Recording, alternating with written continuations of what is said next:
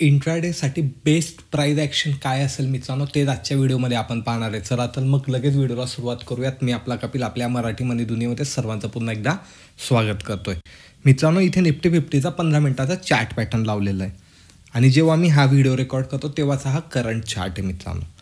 तर price action कधी आपल्याला समजून घ्यायची आहे, तर प्राइस ॲक्शनमध्ये एक बेसिक गोष्ट तुम्हाला कन्सिडर करणं गरजेचं आहे, ते की आहे बाईंग झोन आणि सेलिंग झोन.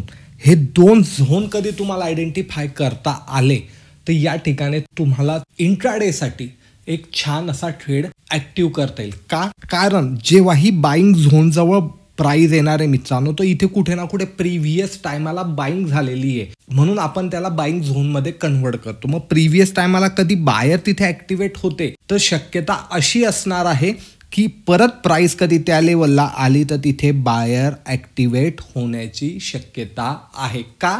कारण मागे चार्टने आपल्याला तसं दर्शवलंय.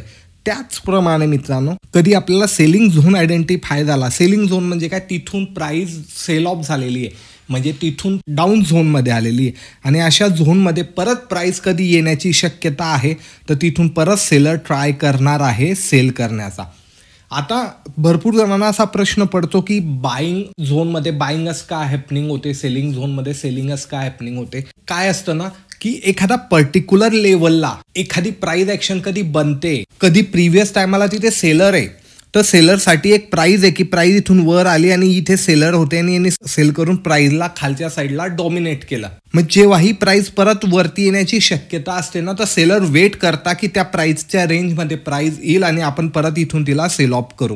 का करतात? बिकॉज मागच्या टायमाला त्यांनी सेल ऑफ केलेलं होतं म्हणून त्यांना तिथून रिस्क टू रिवॉर्ड छान मिळालेलं होतं म्हणून ते त्या प्राइस पॉईंटला परत एकदा प्रयत्न करतात सेल करण्याचा, म्हणून तिथे सेलर ॲक्टिवेट होता. त्याचप्रमाणे बायरचं सुद्धा सिमिलर आहे मित्रांनो. आपण चार्टवर समजून घेऊयात म्हणजे ही कन्सेप्ट अजून चांगल्या पद्धतीने तुम्हाला लक्षात येईल. इथे आपण चार्टवर आलोय मित्रांनो. मग आता सिम्पल आहे की 15 मिनिटाचा चार्ट पॅटर्न आहे तर मला ह्या वरच्या साईडला एक झोन दिसतोय, त्याला की मी ड्रॉ करून घेतलं. खालच्या साईडला मला एक बाईंग झोन दिसतोय, त्याला मी इथे ड्रॉ करून घेतलं. सिम्पल आहे. आता हे मार्केट आपण आहे ना लाईव्ह सेशन घेतलं होतं मित्रांनो. त्या लाईव्ह सेशनमध्ये आपण डिस्कस केलं होतं ते की टोटली फ्री होतं आणि त्यांनाही लाईव्ह सेशनमध्ये जॉईन व्हायची इच्छा असेल तर टेलिग्रामला त्यांनी पर्सनल DM करायचा आहे मित्रांनो, तर तुम्हाला लाईव्ह सेशनला पण जॉईन होता येईल. आता आपली कन्सेप्ट काय आहे की मला बाईंग आणि सेलिंग झोन कसं काय समजेल, तो पहिला दिवसाला आपण टोटली अवॉइड करणार आहे की मार्केट गॅप अप ओपन झालं, वरती आलं, थोडंसं रेजिस्टन्स घेतलं आणि इथून सेल ऑफ आला, मग इथे परत बाईंग हॅपनिंग झाली आणि इथे कुठेतरी मार्केट क्लोज झालं. हा पूर्ण दिवस आपण अवॉइड करणार आहे. का? कारण आपल्याला त्या दिवशी समजलंय की नवीन लेवल म्हणजे नवीन ठिकाणी मार्केट ओपन झाल्यावर त्याने त्याचा बाईंग आणि सेलिंग झोन बनवलेला आहे. हे सर्वात पहिले लक्षात ठेवायचं मित्रांनो. नवीन झोनमध्ये गेल्यानंतर बायर आणि सेलर कुठे ॲक्टिवेट होता याचा आपल्याला वेट करायचा आहे. तर मला इथे पाहायला मिळालं की दोनदा इथे सेलर ॲक्टिवेट होते, बायर इथे ॲक्टिवेट झाले, मग मला एक परफेक्ट झोन मिळाला. दुसऱ्या दिवशी मार्केट गॅप अप ओपन झालं सेलिंग झोनला, तर मी काय सांगितलं होतं, प्रिव्हियस टायमाला इथे सेलरने सेल केलेलं होतं म्हणून तो एकदा परत ट्राय करत. मला एक प्रश्नाचं उत्तर द्यायचंय मित्रांनो. एखादा स्टॉक तुम्ही 100 रुपयाला परचेस केला आणि तो 100 पासून पुढे 120 रुपयाला गेला मित्रांनो, तर तुम्ही ते पाहिलं की अरे 100ला मी परचेस केला होता, 120 रुपये मिळाले, वा छान, आणि मी प्रॉफिट बुक केलं. मग परत कधी कालांतराने तो 100 रुपयाजवळ आला तर तुमच्या माइंडमध्ये काय राहणार आहे की मी प्रिव्हियस टायमाला 100ला बाय केलं होतं, इथे तो 120ला गेला होता, मी 20 रुपयाचं प्रॉफिट इथे अर्न केलेलं होतं, म्हणून परत तुम्ही तिथे रिस्क घेण्यासाठी घाबरणार नाही कारण तुम्हाला माहिती की मागच्या टायमाला इथून स्टॉक फिरला होता म्हणून तुम्ही या प्राइस पॉईंटला परत बाईंग करू शकतात. ही सायकोलॉजी असते मित्रांनो की इथे ज्या सेलरने सेल केलंय तर त्या सेलरला माहिती आहे की मी मागच्या टायमाला सेल केलं तर मला रिस्क टू रिवॉर्ड छान मिळाला, आणि काही सेलरने सेल केलं नसेल पण पाहिलंय की हा सेलिंग झोन आहे इथून चांगला रिस्क टू रिवॉर्ड मिळाला, म्हणून पुढच्या टायमाला जेव्हाही प्राइस तिथे येणार आहे तर इथे परत सेलर ॲक्टिवेट होणार आहे. गॅप अप ओपन झाला, गॅप अप ओपन झाल्यानंतर सेल ऑफ आला मित्रांनो, परफेक्ट बाईंग झोनपर्यंत सेल ऑफ आला, तुम्ही एक्झॅक्टली पाहू शकता. आता सिमिलर आहे बायरची पण सायकोलॉजी काय आहे की ज्यांनी प्रिव्हियस टायमाला इथे बाय केलं होतं त्यांना एक चांगला रिस्क टू रिवॉर्ड मिळाला, दुसऱ्या दिवशी मार्केट गॅप अप ओपन झालं म्हणजे त्यांना एक छान प्रॉफिट या ठिकाणी मिळालं, आणि नवीन बायर ज्यांनीही पाहिलं नव्हतं त्यांनी हे प्रिव्हियस दिवसाचं पाहिलं की अरे इथे बाईंग झाली होती आणि छान रिस्क टू रिवॉर्ड पाहायला मिळाला. मग इथे परत सिमिलर नवीन बायर ॲक्टिवेट होताना आपल्याला दिसत आहे आणि तीच प्राइस परत वरच्या साईडला जाते. सिमिलर आहे, परत सेल ऑफ होताना दिसलं पण मार्केट इथे क्लोज झालं. सेकंड डेला मार्केट इथे ओपन झालं, वरती गेलं आणि इथून प्रॉपर सेल ऑफ झाला एक मोठा आणि मार्केट खाली आलं. हे एक्सपायरीच्या दिवसाचं आहे मित्रांनो, म्हणून एवढी मोठी कॅन्डल आपल्याला पाहायला मिळते.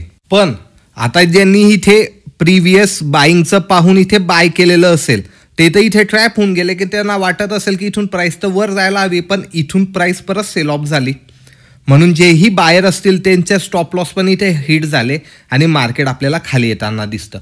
म्हणून जेव्हा ही मेजर झोन तुम्ही बाईंग आणि सेलिंगचा आयडेंटिफाय करतात मित्रांनो, तर त्या झोनमध्ये तर आपल्याला ट्रेड भरपूर पाहायला मिळतात. पण जेव्हाही तो झोन ब्रेक होतो, जसा की इथे बायरचा झोन ब्रेक झाला, तर तिथून आपल्याला एक फॉल पाहायला मिळतो. फॉल पाहायला मिळाला, कुठपर्यंत पाहायला मिळाला, कधी तुम्ही इथे पाहिलं तर प्रिव्हियस दिवसाची ऑलमोस्ट ती क्लोजिंग होती तिथपर्यंत मार्केटने इथे फॉल केलेला आहे.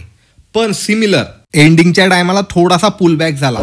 मग नेक्स्ट दिवसाला जेव्हा मार्केट ओपन झालं मित्रांनो, तर इथे परत बायर ॲक्टिवेट झाले आणि बायर प्राईजला वर घेऊन गेले. तुम्हाला हे प्राईस पॉईंट कमी वाटत असेल पण 200-250 पॉईंट आहे मित्रांनो, कारण 23,900 पासून 23,150 पर्यंत प्राइस गेली होती, वर गेली. आता वर कुठपर्यंत जाऊ शकते, तर तुम्ही कधी ही मागच्या लेवललाच म्हणजे ही जी लेवल आहे हिलाच कधी आपण एक्सटेंड केलं मित्रांनो, तर तुम्ही पाहू शकतात की सिमिलर लेवल जवळच प्राइसने रजिस्टन्स घेतला आणि तिथेच प्राइस क्लोज झाली. मग असं का झालं? हा तर बाईंग झोन होता ना, मग इथे येऊन प्राइस रजिस्टन्स का घेते? म्हणजे इथे कुठे ना कुठे सेलर ॲक्टिवेट होत आहे. का होत आहे?